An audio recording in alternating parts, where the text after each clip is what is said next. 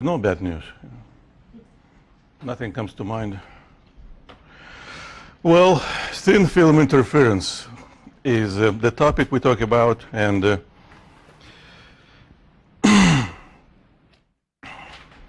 we know that we are interested in two particular situations when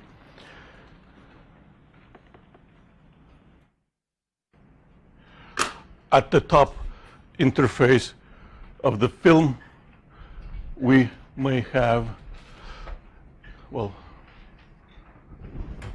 what would you say? Is it a constructive or destructive interference?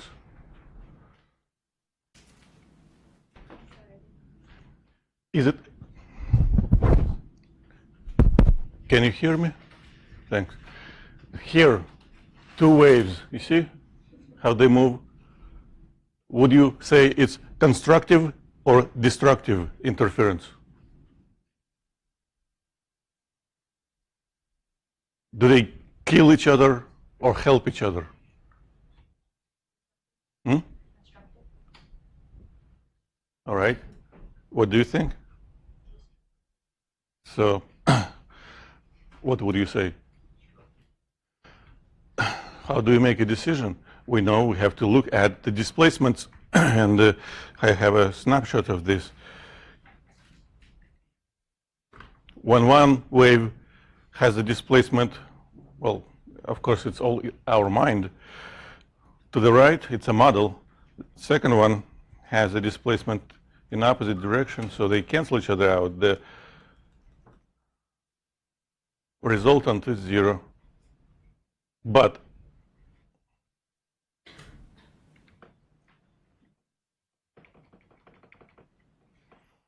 if we take a look at the different situation, now we can see both waves at the top interface. That's where we're looking at. So, in phase. So, when one wave has a displacement, let's say to the left, the another wave has the displacement in the same direction. So that's why the resultant gives always the maximum of intensity. And if we want to figure out when happens what,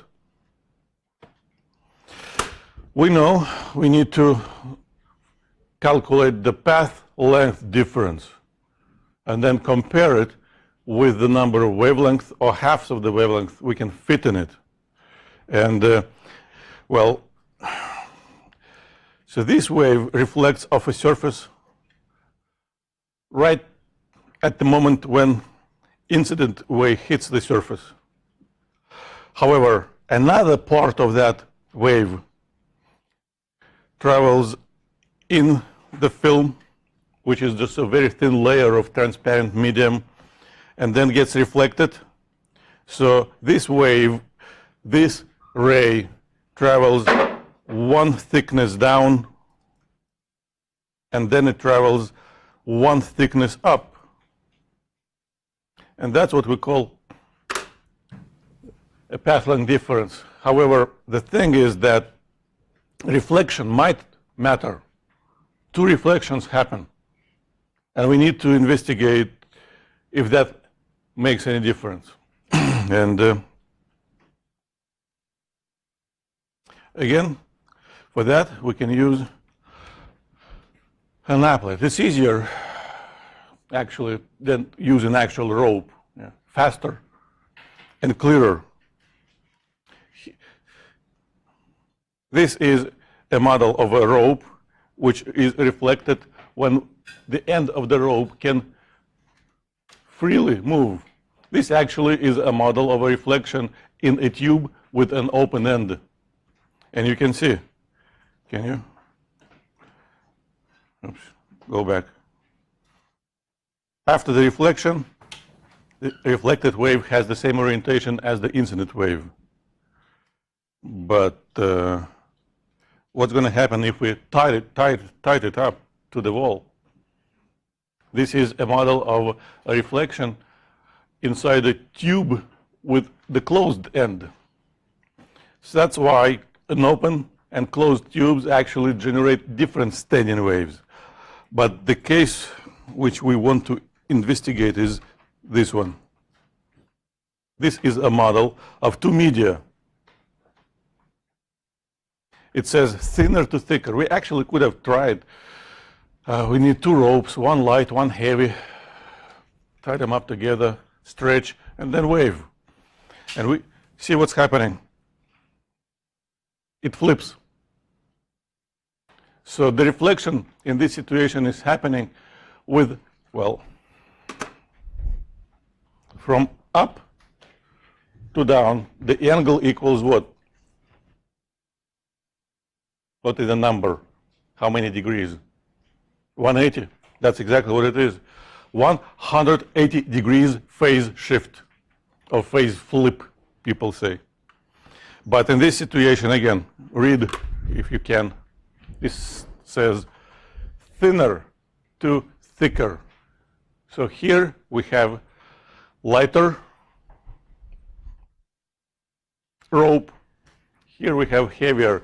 What does weight affect? If we remember, speed. Less density, faster speed. Heavier, more denser, slower speed. So speed of wave changes from high to low. And that change happens with the flip. However, if the speed changes from low to high, so this is an example of a situation when, well, we say thicker to thinner, thicker, heavier, denser, slower waves, thinner, lighter, less dense, faster waves. And in this situation, the reflection happens without phase change. Now, why is it important? Well,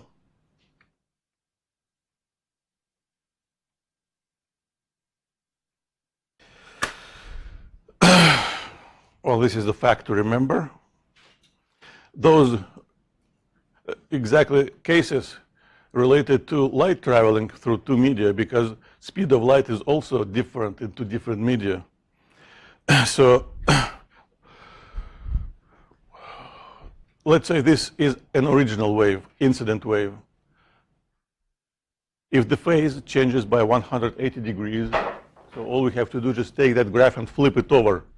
The crest becomes a throw becomes a crest, but if you take exactly the same original wave and shift it by 1/2 of a wavelength, so the crest shifts to this location, the throw shifts to this location, we can see there is no difference at all. So 180 degrees shift in phase is equivalent of space shift by 1/2 of a wavelength, which changes the path length difference by 1/2 of a wavelength. That's it. So we need to take into the consideration what might happen due to reflection, and what might happen is an additional 1/2 of a wavelength shift in space. So this question.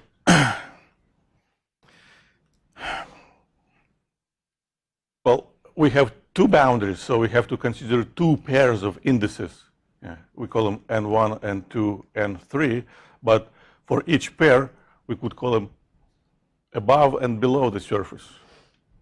So if this happens, thin to thick, what should happen? It should flip. The phase should change. So, and 180 degrees shift in phase, shift, is an equivalent of 1/2 of a wavelength shift in space.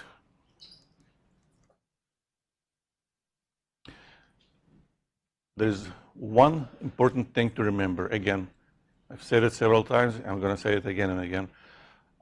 When we talk about thin film interference, the wavelength which we have to use for further calculations always is in the film, not in the vacuum. Now, Second possible situation. Thick to thin. What is happening? Nothing. There is no phase shift. There is no space shift. So that's something, of course, important to remember. And again, this is a summary what might happen due to reflection. Only two situations exist: higher index, lower index. We call it thick to thin, and in that situation nothing is happening, or lower index to a higher, thin to thick. In that case, there is a shift, phase shift, which is equal to 180 degrees, or space shift, which is equal to a half of a wavelength in the film. So now, if we know how to calculate the effective path length difference, which should account for a possible additional space shift, we can solve any problems related to the thin film interference. So this table shows all possible situations for both boundaries. We have only 4 cases, and the actual effective path length difference is equal to, well, this is a geometrical due to distance traveled, and this is due to possible shift in phase. And well, naturally we have only four results for effective path length difference. 4. So let's say we have a case number 1. So that's going to be 2t plus 0 and another 0.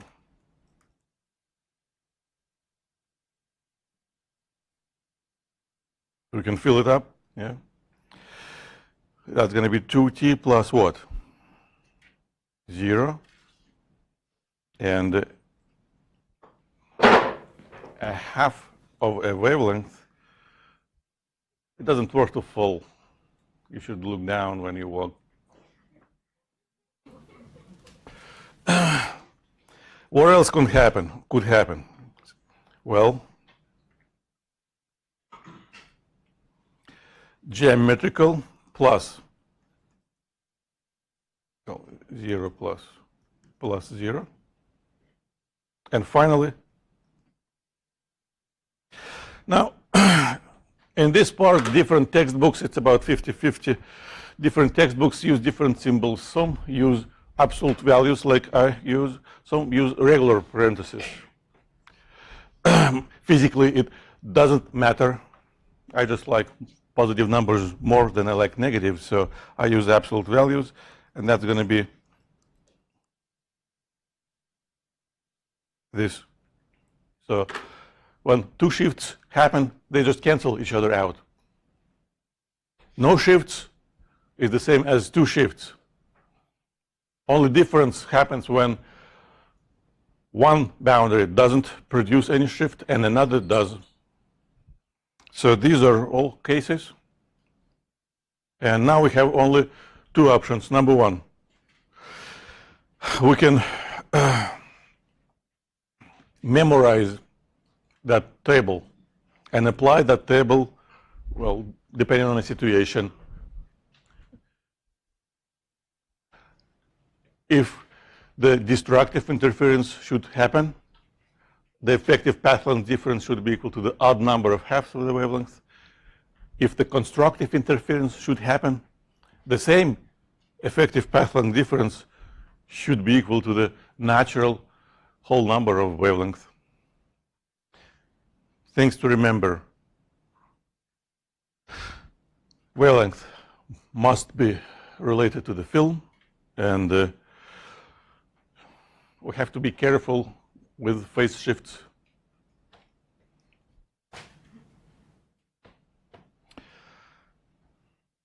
That's a memory exercise.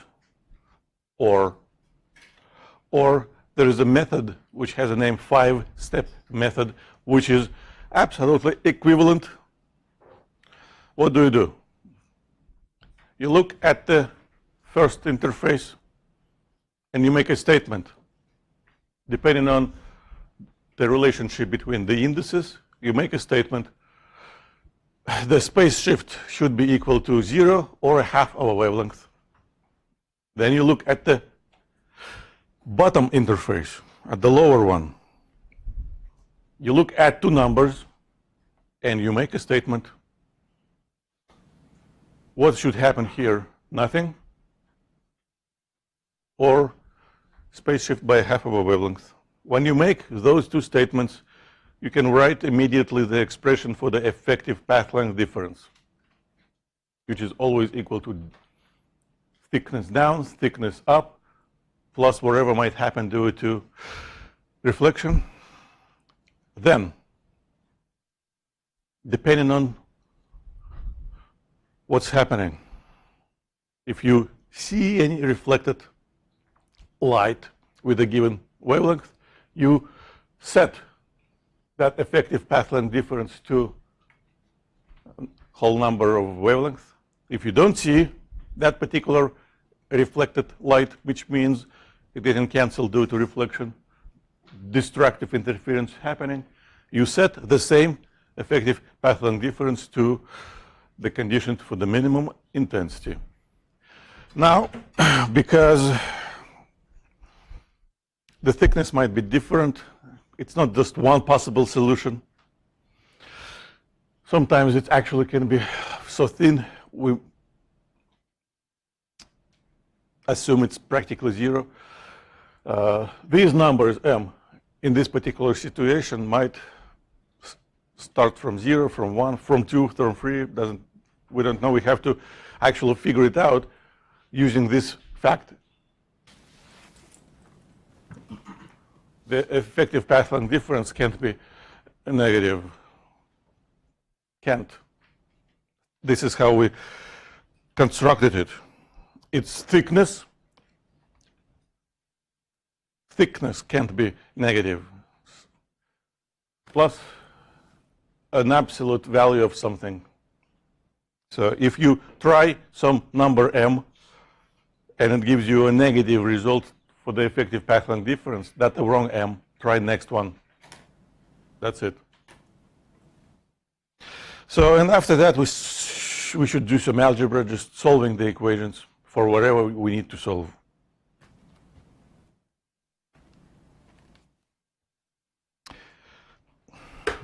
Question?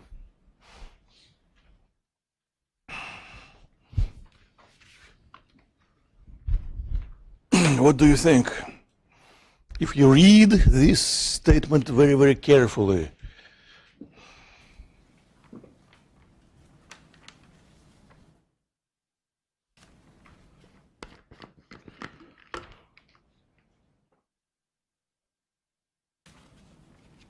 soap in Obama.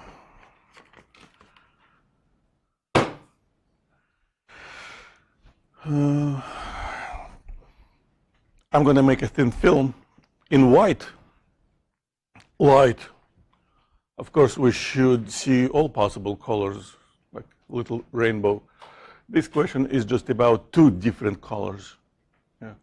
I could have used like a green laser pointer and a red laser pointer, but I wouldn't, because laser pointer is too powerful for the retina. It would burn it. But white light is fine. I'm just waiting for your answers. Did you enter your answer? Why? Still reading?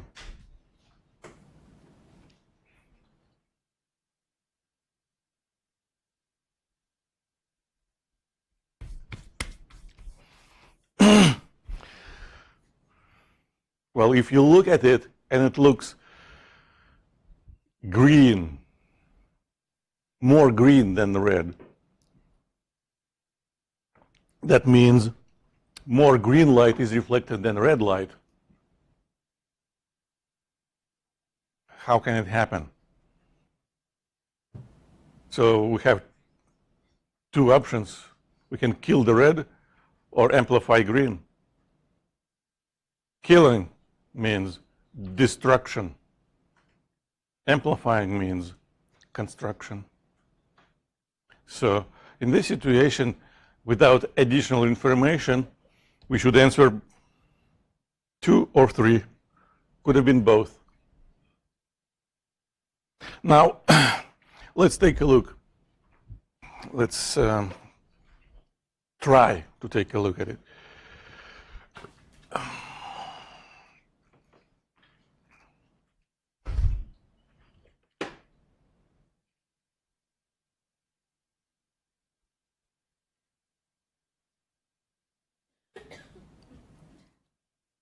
Just checking if it's clean.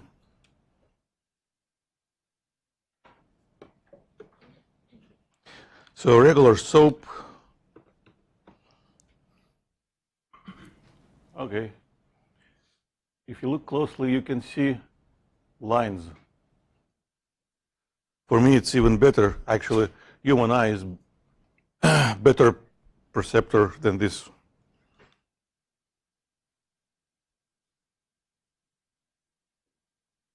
Camera, but see, greenish, reddish, bluish. One more time. Yeah, for me it's real good. Try to use my perspective. Well, here. And actually, if you wait long enough, above you see less and less light. Eventually it pops, but the region with light getting smaller and smaller. So this is a photograph of what's happening here. Well, first of all, what is happening and why? Okay.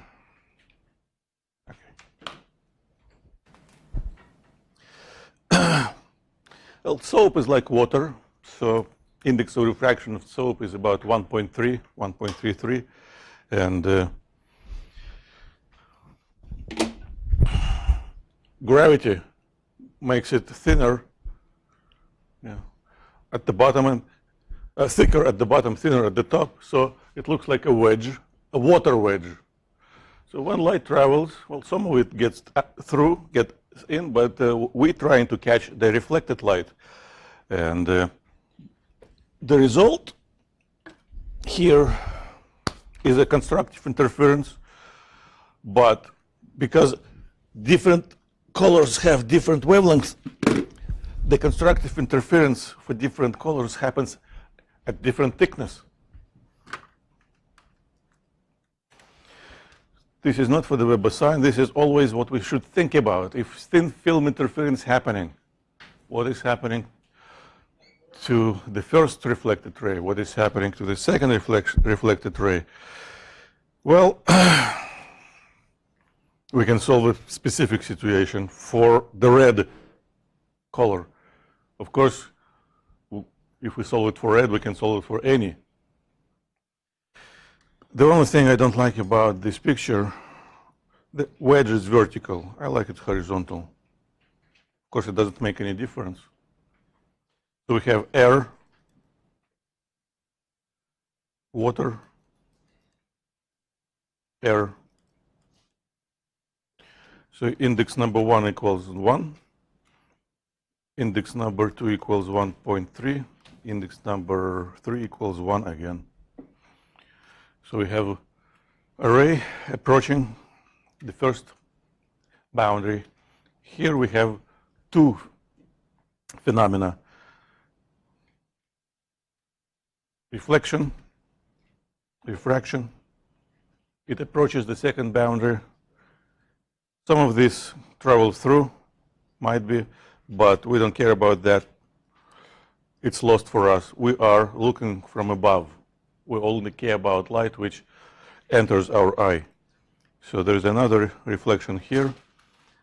Well, actually, another reflection, refraction, refraction. So many rays, but only those which eventually reach an eye are important. And this is the ray number 1. This is ray number 2. This is what we call top interface. This is what we call bottom interface. So delta T is equal to delta B is equal to delta represents the space shift related to possible 180 degrees phase shift. So what do you think should we write for the delta top? And we always have only two options, 0 or a half of a wavelength. What do you say? A 0 or a half of a wavelength in the film?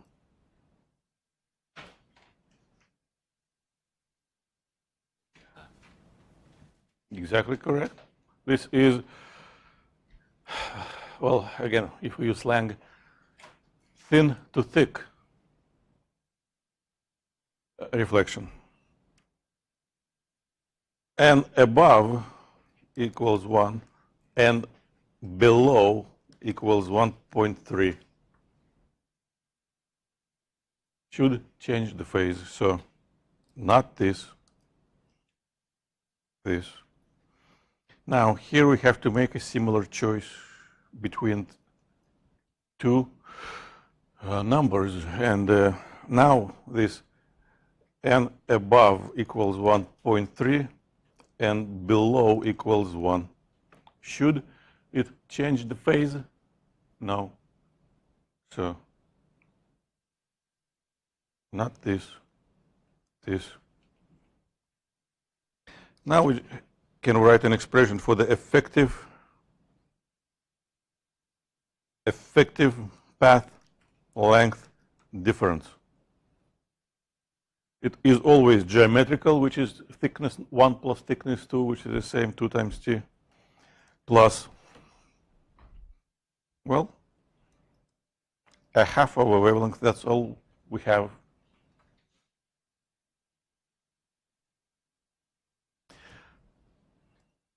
Now we have to set this effective, I'm going to go back for the moment, effective path length difference,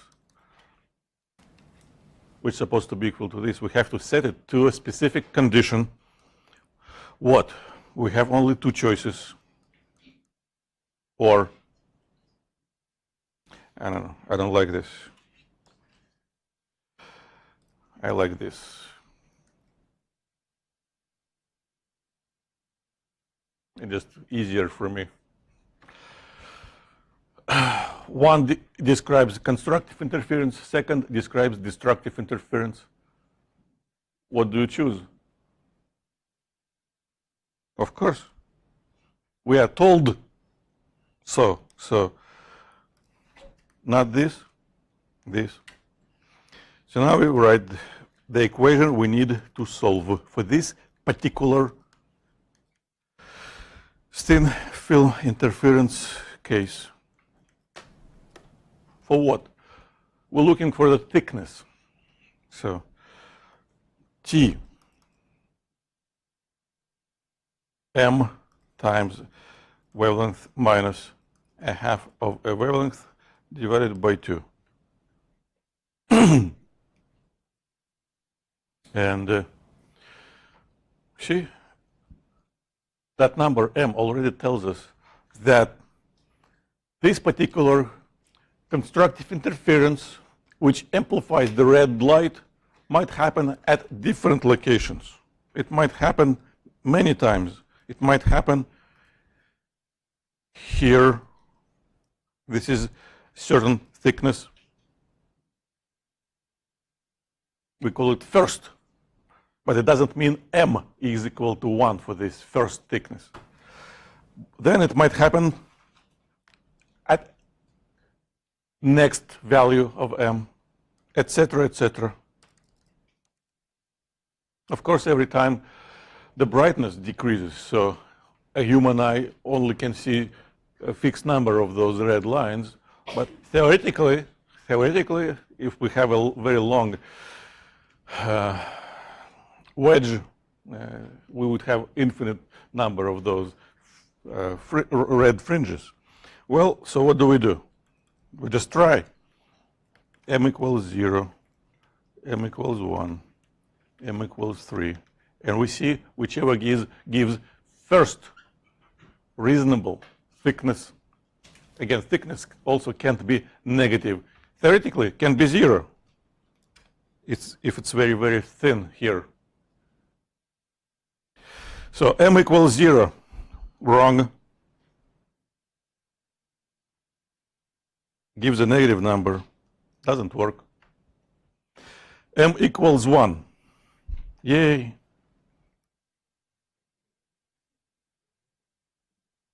Gives a positive number, the first positive number. This film has a name, actually, a quarter of a wavelength film. That's what people use to coat camera lenses, to amplify the red light reflected back so it wouldn't get into the lens, to kill the red eye. Yeah, that's exactly what people do. And that's what we need to calculate, the first one, the minimum. So what number should I use? All right. T is equal to, that's a 4, and this, what is it? 661 nanometers. 661 nanometers. Where's my coffee? My throat is dry.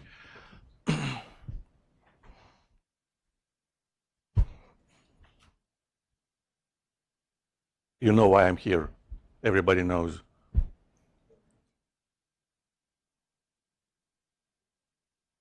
Exactly. I did a mistake. It's not wrong. Wrong would be violating a law. So now what did I do wrong? What mistake did I make? I should have brought candy.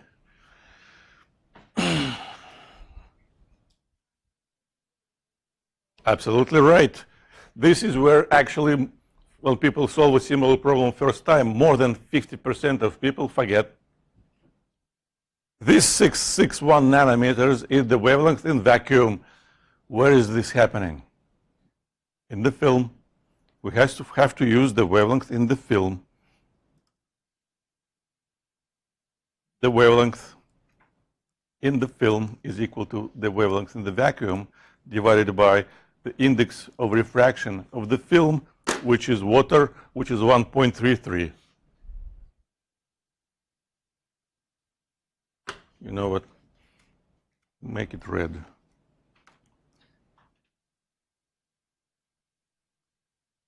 And most probably you even won't have to convert it into meters. People usually use nanometers, that's very thin.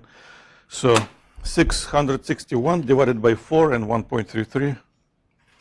661 divided by 4 divided by 1.33. 124 nanometers.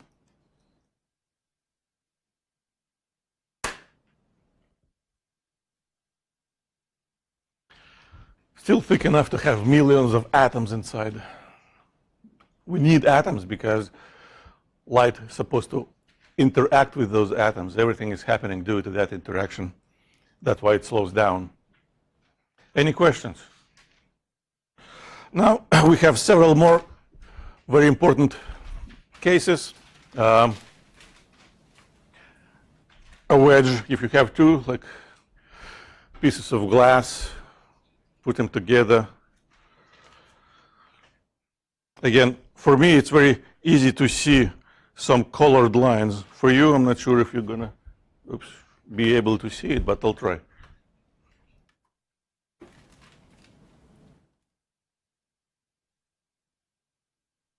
Oh, I closed it. Okay.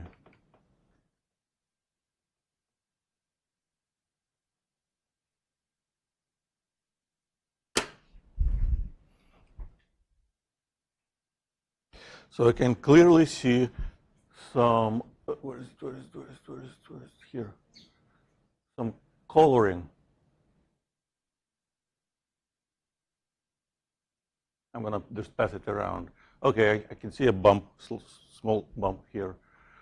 So those are different. See? Those are tiny rainbows.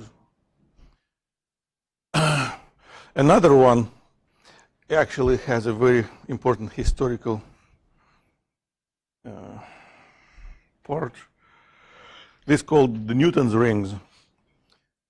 It's a lens on a piece of glass, and in this situation, if you find the right angle, you can see some rings or ovals.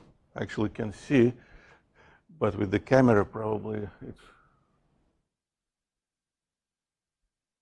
I don't know. I'm going to just pass. And the coating, if you look at the reflected light, it's reddish. In this situation, again, the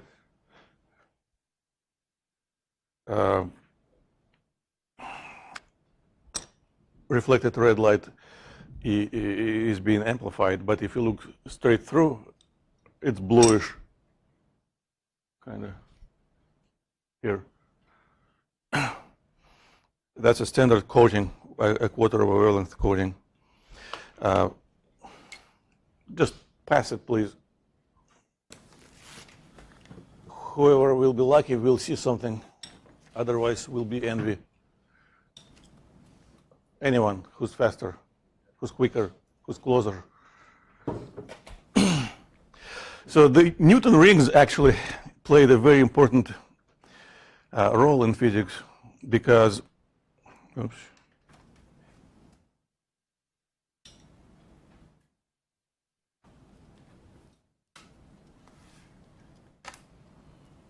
Okay, because if you align the lens and with the glass very, very accurately, those rings actually might be very, very small. You use a microscope and you can measure the radius of each ring very accurately. And then if you know the radius, you can calculate the thickness. If you know the thickness, you can calculate the wavelength. Although, ironically, Newton was against the wave theory of light. He was proponent of particle theory of light. So he saw these rings and he couldn't explain those, at least very easily. Well, a typical problem. You have light traveling, well, in this situation, traveling in air, approaching a thin film of gasoline on water. You know what you should see. Again, colored lines, rings, ovals. So in this situation, what you see is yellow hue because destructive interference eliminates blue. Okay, so if blue is cut, what's left? Other. So no blue, more yellow. So you gotta spend a minute to transfer all important information from the screen into your notes, because you will be using that information in 30 seconds for answering 3 questions. Don't write the whole thing, yeah. Just write what's important. Destructive interference of blue,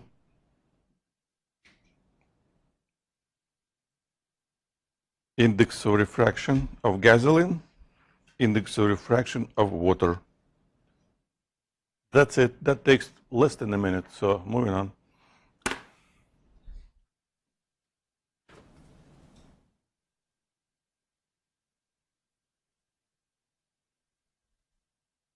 Three questions for you to answer, please.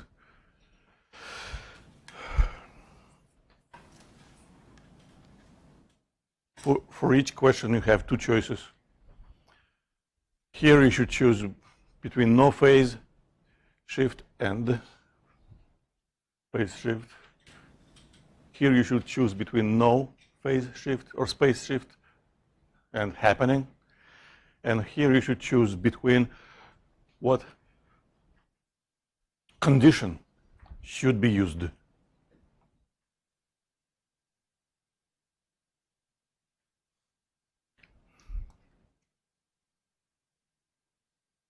I'm going to switch for the moment to WebAssign, check if everything is fine.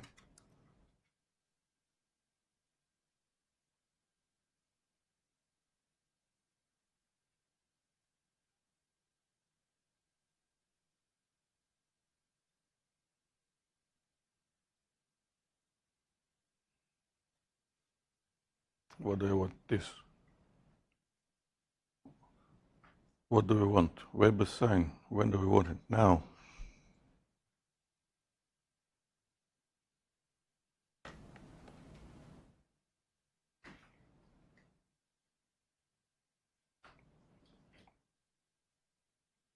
So question 2 is getting ahead. Question 3, not so many. Question 4, only 9. So let's wait a little bit longer. Question 2 has been answered, so 3, 4, and 5. So please, 3, 4, 5.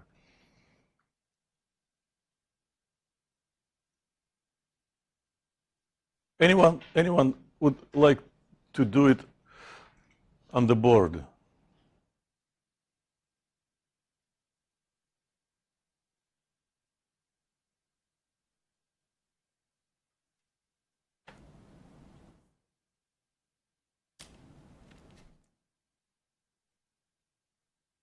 Okay, one more glance. So those are questions 3, 4, 5. These are the possible answers: 3, 4, 5. Each question gives you only 2 possible choices. So 3, 4, and we have preference. So number 2, number 1, number 2. Well,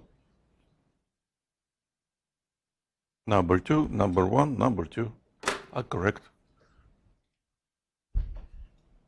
It's just, again, a straightforward application of a 5-step method or of that table for effective path length difference. And now we just have to solve it. All right. So delta at the top equals a half of a wavelength. Delta at the bottom equals a half of a wavelength again, right? No, 0, 0, 1.3, 1, yeah, 0, 0, 0. So this is 1 is less than 1.4, and this is 1.4 is greater than 1.3. Those are the reasons. So the effective path, effective path length difference will be equal to geometrical plus a half of a wavelength, and this is supposed to be equal to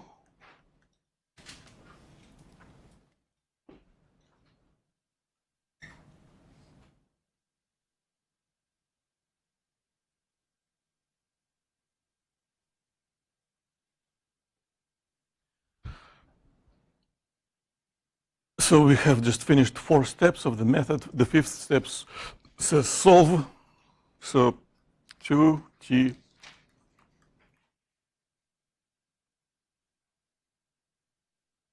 that's how we can always write odd numbers. And what are we looking for? Thickness. T will be equal to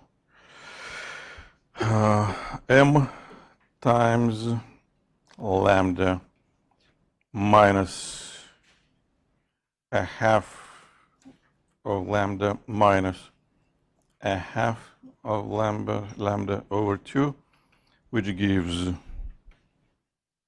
m. So I don't have much space, so I do some calculations in my head. A half and a half, just 1. And lambda is a common factor for all of them. So it's going to be m minus 1 over 2 times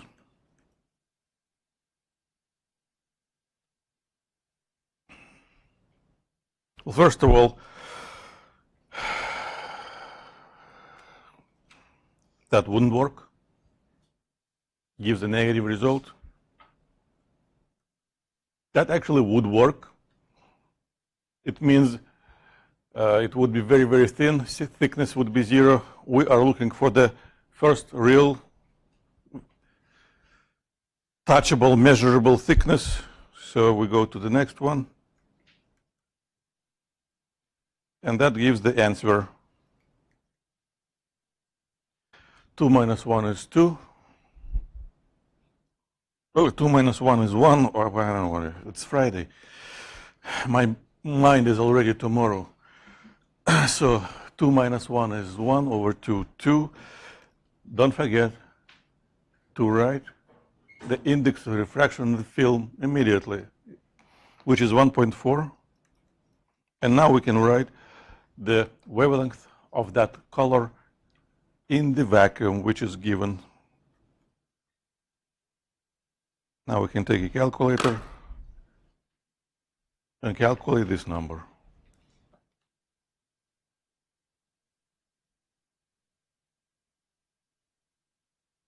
$167.5, 168. I'm going to fit it.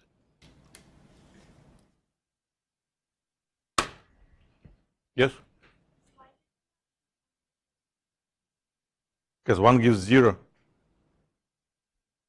1 minus 1 is 0. And it says, I think somewhere, non-zero,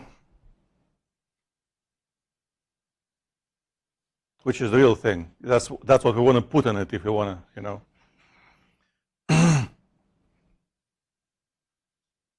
So, yeah.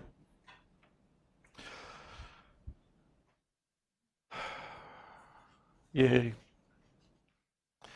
Well, let's spend 5 to 7 minutes just talk in general about electromagnetic waves. Light is just one, actually, very small part of possible electromagnetic wave spectrum. Very narrow. We are lucky. Also, we can now generate radio waves and very energetic X-rays, gamma rays. What we know is, well, if we have a charge at rest, we observe static electric field around it. But if we make them move, that's what we call electric current, they generate magnetic field. But if we make them move faster and faster and slower, magnetic field will change in time, and changing magnetic field generates electric field.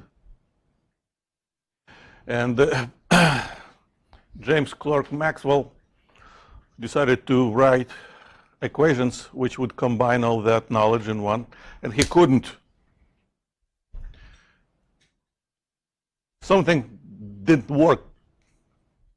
Symmetry was missing. And in physics, symmetry is everything. In physics, if things are not symmetrical, those things are ugly. If they're symmetrical, they're beautiful.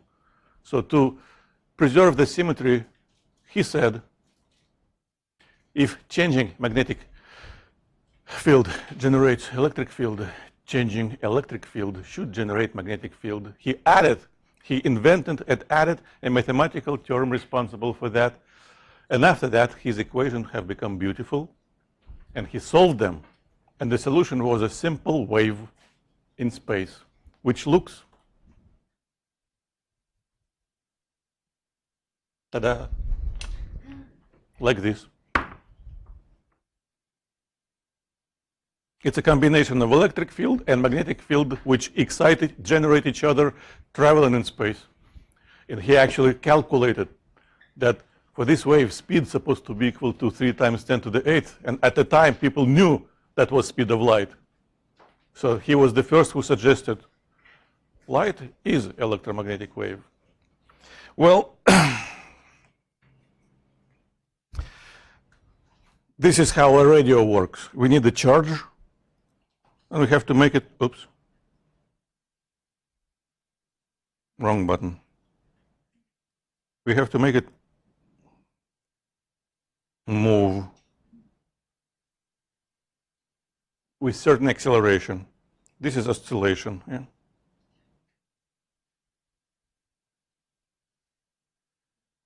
If the wave is very strong, it travels away, it reaches another charge and make it move. Electric field. So that's how a radio works. And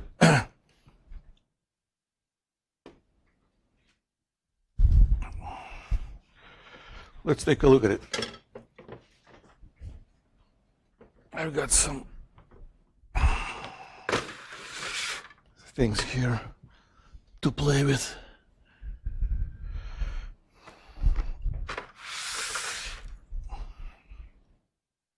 This, actually,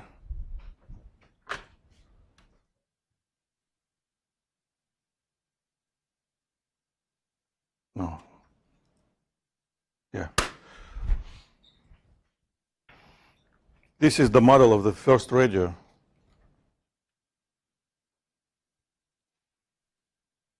It has, well, it has a coil, a capacitor, battery, switch. What's happening? Well, when we close the switch, the coil attracts this piece, but when it attracts this piece, here the circuit breaker opens and there is no current anymore. If there is no current anymore, so the coil doesn't attract it anymore, so it falls back. But when it falls back, it closes the circuit, the coil attracts it. So it's happening with the frequency managed by the capacitor, because the capacitor, well, it takes time to charge and discharge. So can you hear it? Well, probably not. That's why we have a bigger model of that. This has a built-in coil and capacitor, very powerful. So it actually can generate sparks. So don't put your finger. And well, if we generate sparks,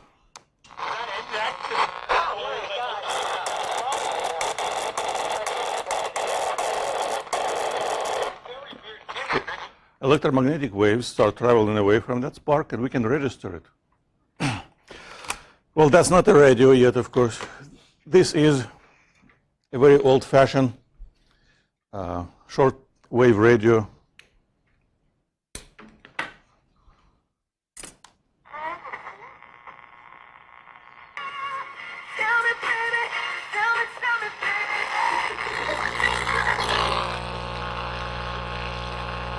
That's what it does, nothing else. 60 hertz. But, you see? Look at this bulb. Electromagnetic wave generated in this antenna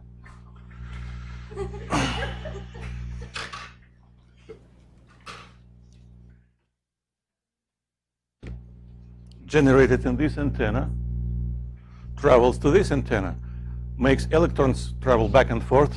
That's what we call electric current, strong enough to lighten up. Well, and of course, actually, we can play with this. If we move away, it's getting dimmer and dimmer and dimmer and dimmer and dimmer and dimmer and dimmer, so you don't see it anymore. Of course, energy decreases with distance. But there is one more important thing I want to show right now. What's going to happen if I turn it? It disappears. What does it mean? Well, it means that electromagnetic wave is actually transverse wave, not longitudinal, transverse wave. According to this model, see, transfer, it travels this way toward you, but the electric field oscillates perpendicularly to it. And so when electric field is perpendicular to, well, perpendicular to this antenna, it cannot make electrons move anymore. So it cannot generate electric current. Well, there's one more. Ooh.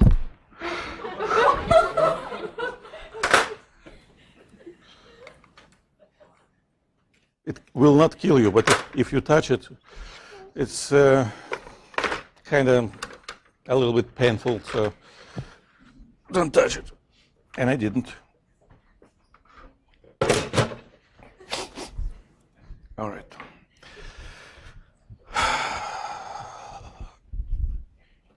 Did I tell you Russians believe Friday is a little Saturday? This is even stronger version of what you just saw. A huge coil, a very powerful capacitor, and that's it. So what does it do?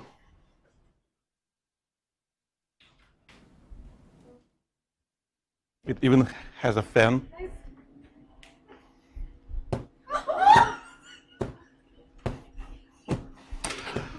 That's what has been invented by a person you know very well. Do you know? Tesla. That's a Tesla coil. Small one. He has built huge ones with the huge sparks. So I have to keep it low because I don't want a spark hit, conductive elements in this room. The cool thing about it is it makes so strong electromagnetic wave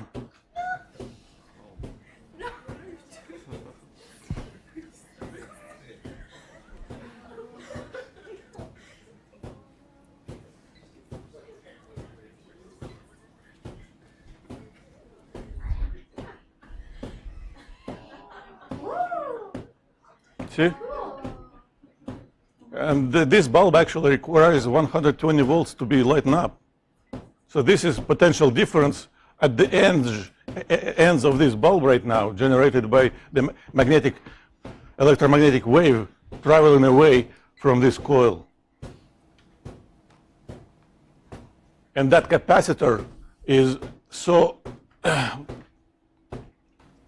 strong that after shutting it down, you shouldn't be touching it for about like 5 minutes to let the capacitor to discharge.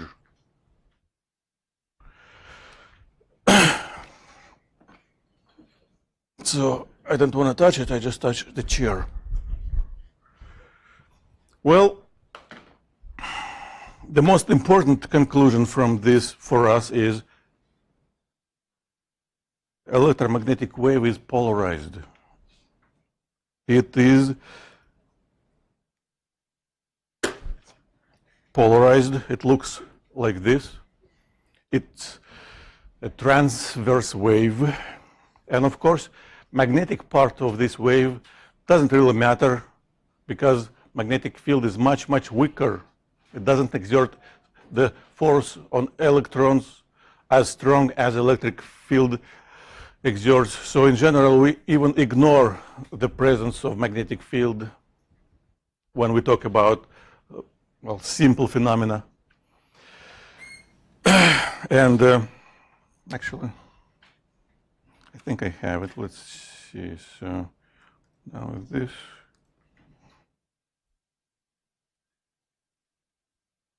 Yeah, this is how it flies. And you can play, you can change the wavelength. Can you? Yeah. Well,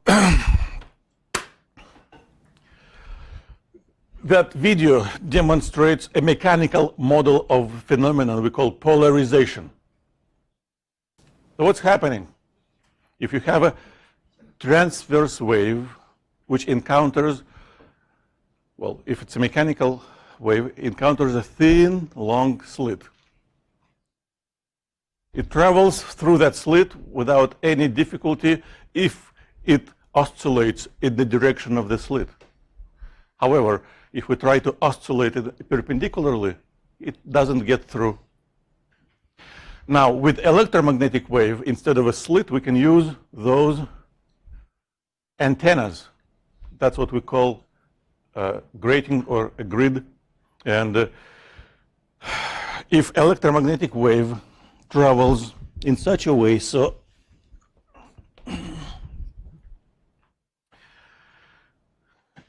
which is here, all right. So electric field is parallel to these conductive rods. It starts what? Acting on electrons. Each rod acts like an antenna. And, well, electric current generates its own electric and magnetic field, and turns out they cancel each other. Wave loses all the energy and doesn't get through. However, if the wave travels like this, so electric field is perpendicular, it doesn't interact. So it easily gets through. But in reality, of course, we do not use grids. We use transparent materials. Transparent, still can see something through, which has a very, very long molecules aligned in the same direction. Those molecules act like conductive rods. So when light or any other electromagnetic wave travels in such a way so electric field is parallel to these lines, to those molecules, it doesn't get through, perpendicular goes through. And the direction, so this red mark represents the direction perpendicular to molecules. So light travels easily through if electric field oscillates like this. But if I turn it by 90 degrees, electric field becomes perpendicular to this direction and it doesn't get through. This direction has a name, transmission axis. To travel through, light should be parallel to transmission axis. If electric field of wave is perpendicular, it doesn't get through. What is happening when light is partially angled, not perpendicular, not parallel? Well, we know what to do. We've done it before. Electric field is a vector. So if this is a transmission axis of a certain polarizer, of a certain element, transmission axis. So that means if electric field like this, light travels through. If electric field like this, light doesn't travel through. If electric field like this, we have to break it down into two components. One component doesn't travel through and second travels through. That's it. Very simple. So this is perpendicular to the transmission axis. This is parallel to the transmission axis. Only that one, parallel, travels through. And if we use our knowledge of geometry, it will be equal to magnitude of electric field times cosine of the angle between electric field and transmission axis. That's it. So light wave gets cut a little bit. Now, we have mentioned before for regular waves that intensity is proportional to amplitude of a wave. intensity, if we talk about light, is brightness. If we talk about sound, is loudness. But brightness, intensity of light will be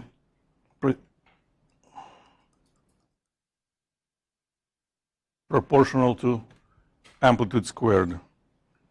And that gives this equation.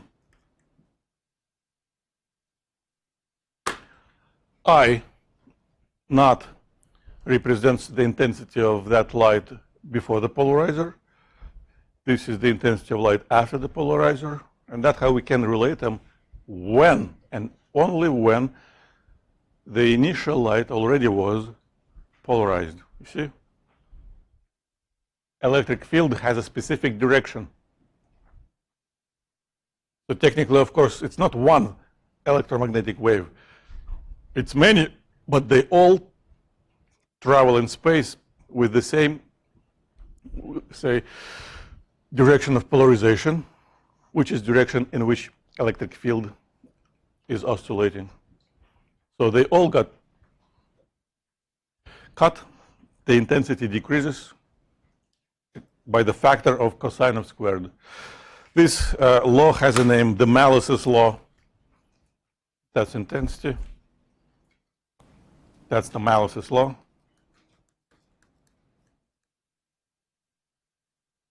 Which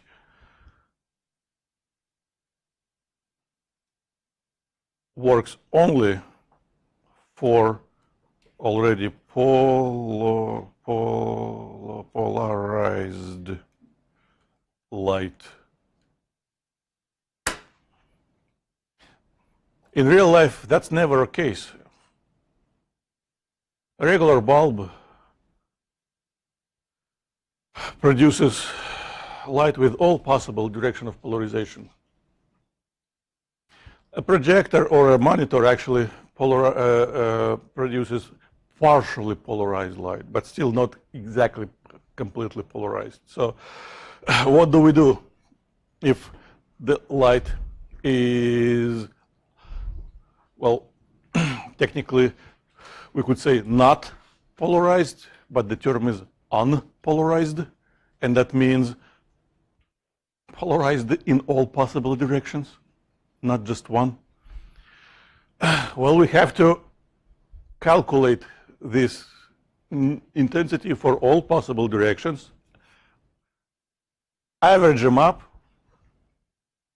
and the result will be simple. For unpolarized light, the intensity of the light after the polarizer is just equal to a half of the initial. That's it. But there is one very important feature of the polarizer which people forget about very often.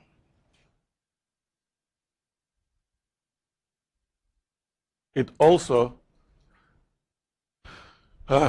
makes light to be polarized.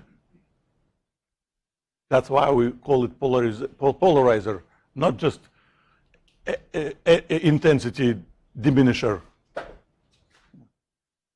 So two phenomena happening when light travels through a polarizer. First, the intensity of light changes. How? That depends. When the light was already polarized, we have to apply the Malice's law. When the light was unpolarized, the final intensity equals a half of the initial. However, in both situations, after the polarizer, light becomes polarized in the direction of the transmission axis, of course. Only that part transmits through, travels through. So, what does a polarizer do? It polarizes light. What does it mean?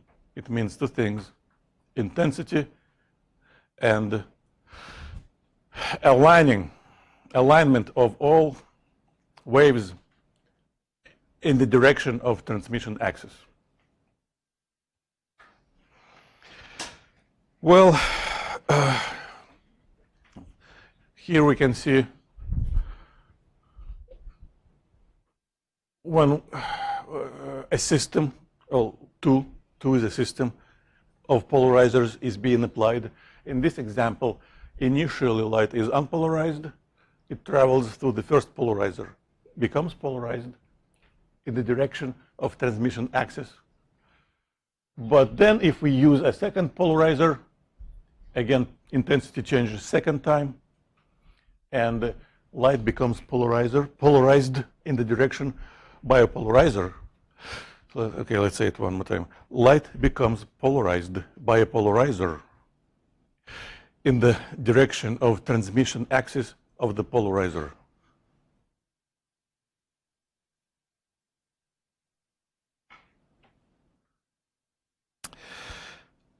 Let's solve a specific problem.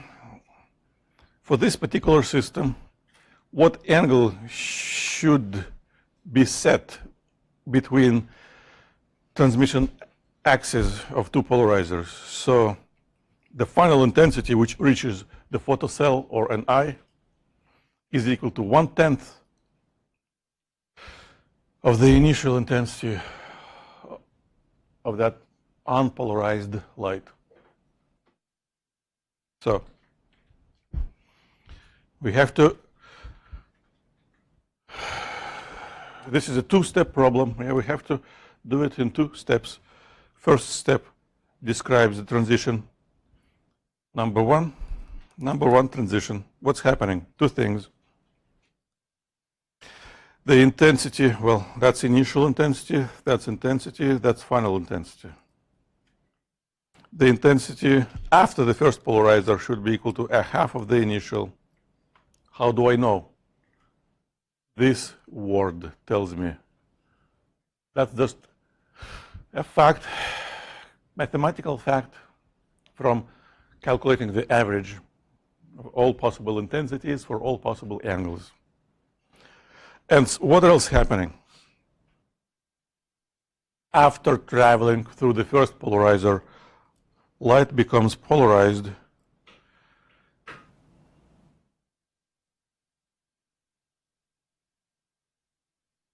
this is the transmission axis. This is a transmission axis number 1.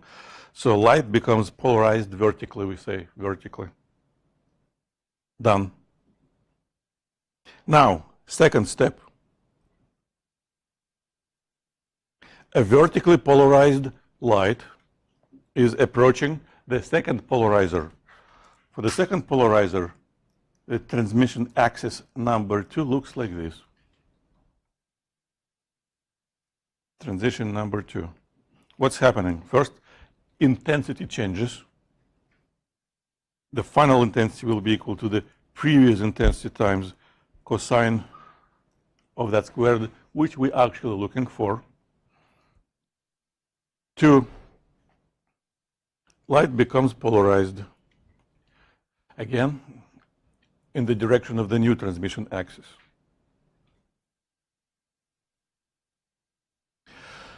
Well, that's what we're looking for. What is that?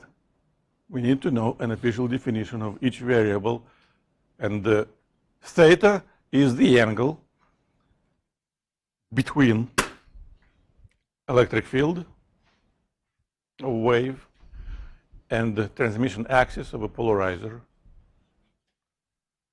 But you see, electric field of this wave, which approaches the second polarizer, due to the first polarizer, is vertical. So the angle we are looking for is supposed to be between these 2 directions. The vertical direction is the direction represented by polarized wave, and it polarized in the direction of transmission axis of the first polarizer. And when it approaches the second polarizer, those directions, this one and this one, not parallel. There is some angle between. So that's what we're looking for. So we have to solve it for this angle. I final over I initial, square root of that, inverse cosine, the angle.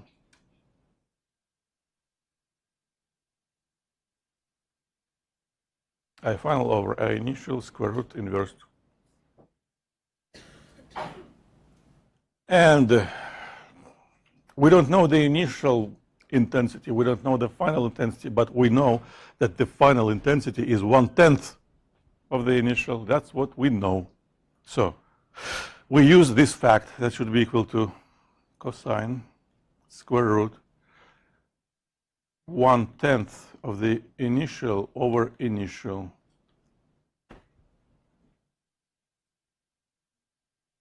So we have to cancel the initial intensity, take square root of 0.1, then calculate the inverse cosine of that. That gives the angle.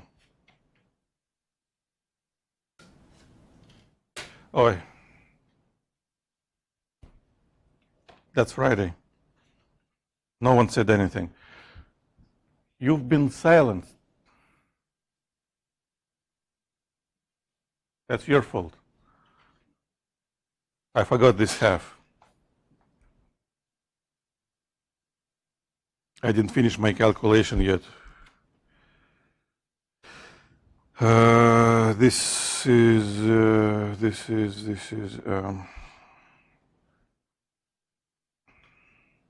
I have to finish, I have to move ahead.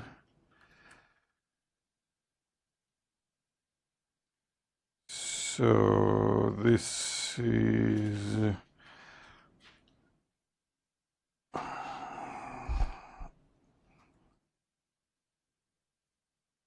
I final over I. So this is initial and this is I, which is, okay, yeah, cosine 1/2 square root 0.5, 0.1 initial over 1/2 initial, yeah. I fit it. Everything I said was correct. I just didn't make one last step.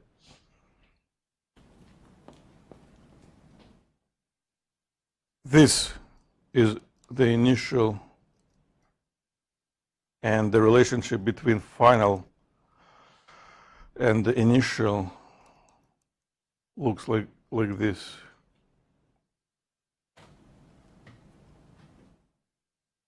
The final is 0.1 of initial. The final is 0.1 of initial.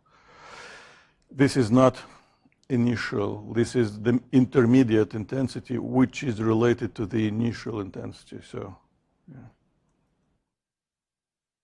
One extra step. The final is equals 0.5, 0.1 of the initial, and the intermediate is equal to 1/2 of the initial.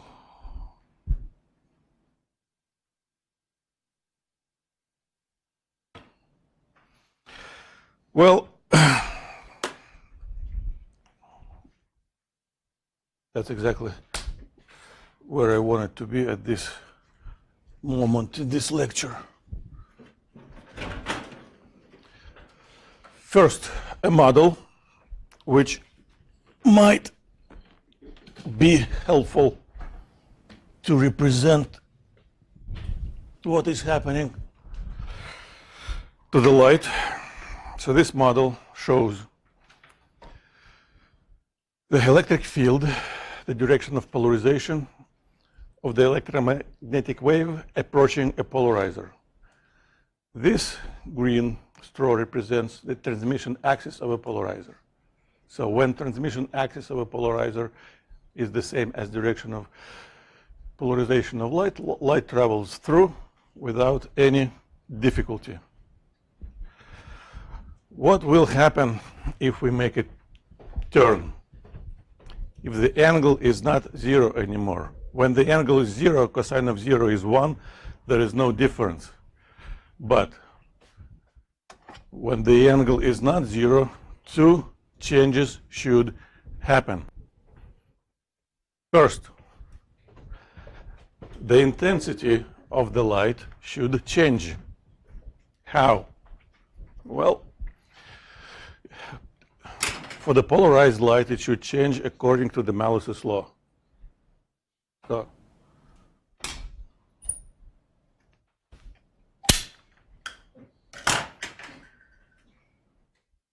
that's it. However, it still should oscillate in the direction of transmission axis. We could do it differently. Yeah? We could do it like this.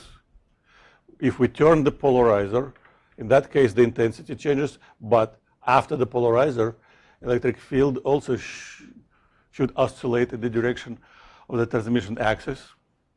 So only relative orientation matters. It doesn't matter what we turn, light or polarizer. If there is no angle, it transmits through. If we have an angle like this or like this, well, if the angle is 90 degrees, what should happen? No light at all. Light cannot get through when the angle is 90 because cosine of 90 is 0. Well, now, a regular bulb has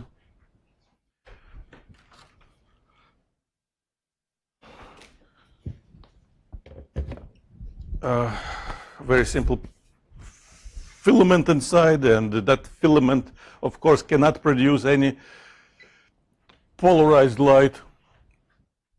So a regular bulb produces standard unpolarized light with polarization in all possible directions. So if I place a polarizer, I can see the intensity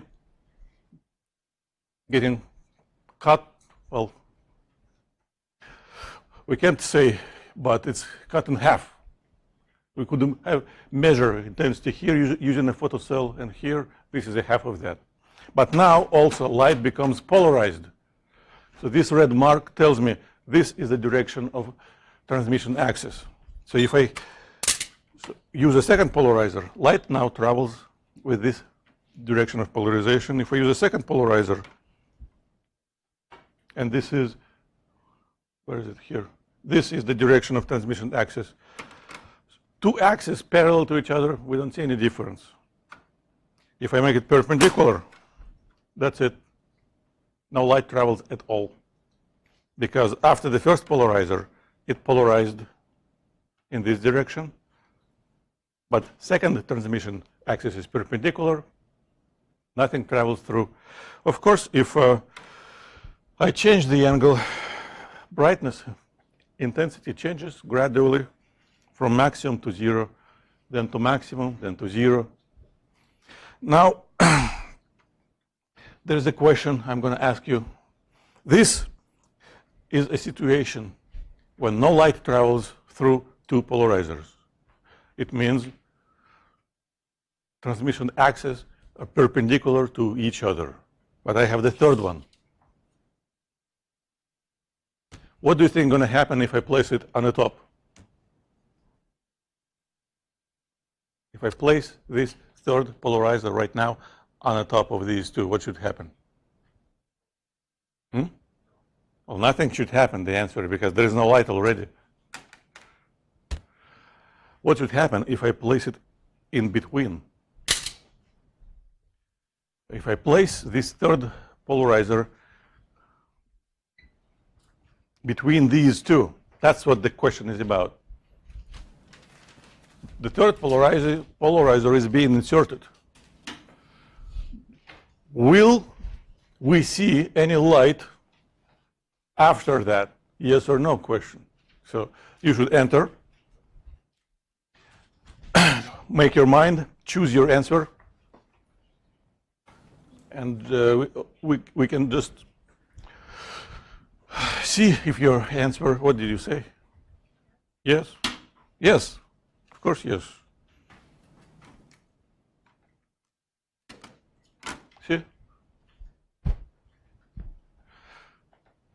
Because The second polarizer now turns the light, and the light now is not perpendicular, well, polarization of light is not perpendicular to transmission axis of the last polarizer anymore. So it does get through. Well, have to keep it very expensive.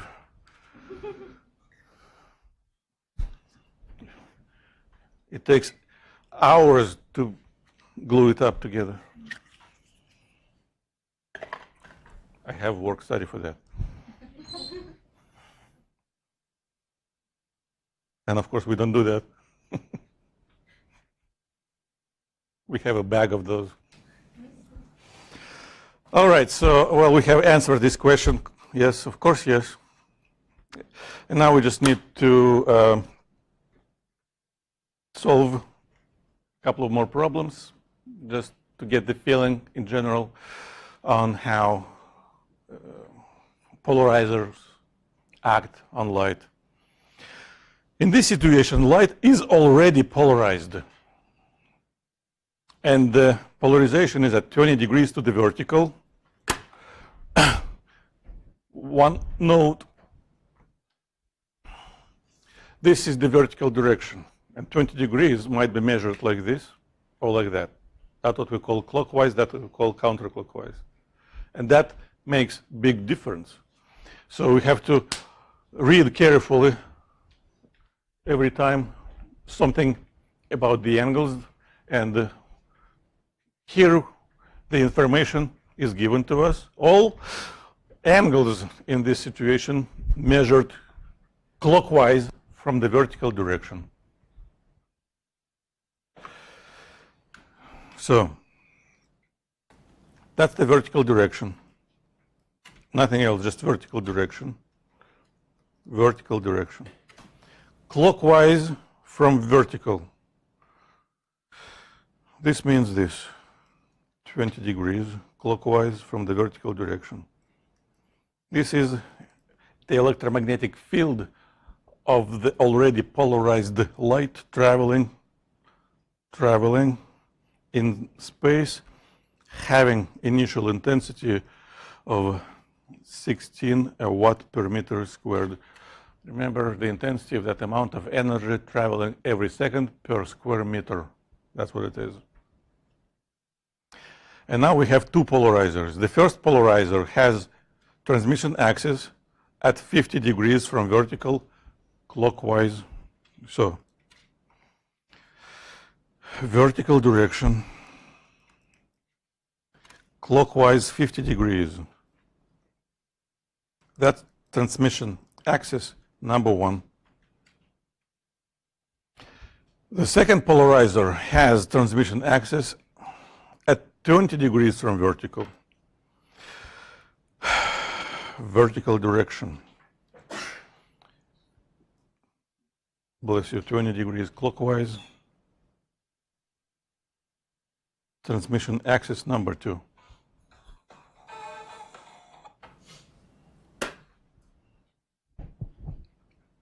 Sorry, we have to stop. I'll keep you in suspense.